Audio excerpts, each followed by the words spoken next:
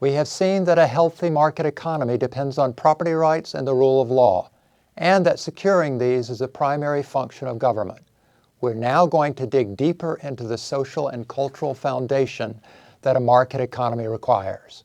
What this excavation will reveal is that a healthy market economy depends on a virtuous people. There must be much more than statutes and regulations on the book for property rights and rule of law to be secure. First, law must be good law. A law that allowed the Internal Revenue Service to conduct punitive investigations of political foes of the party in power would not be good law. This would violate the rule of law principle of non-discrimination. Good law is non-discriminatory, known in advance, and able to be understood by all. But good law is more than mere protection from harm or discrimination. Good law takes into account human nature.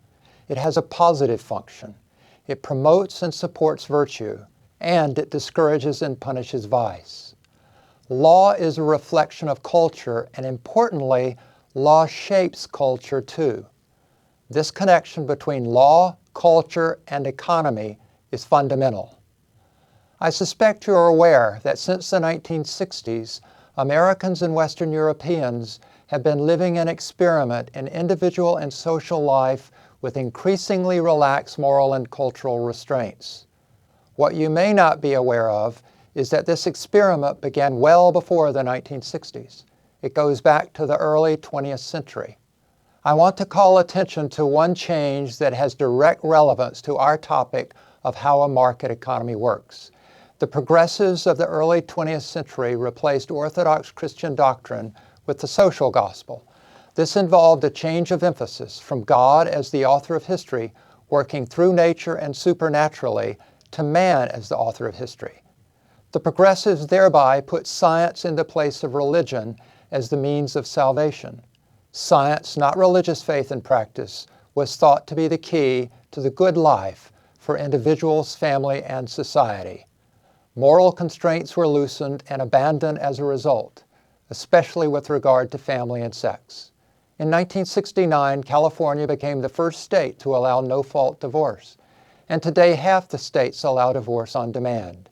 The political movement for birth control began in the early 20th century and culminated in the 1965 Supreme Court decision in Griswold versus Connecticut, declaring artificial birth control a constitutional right.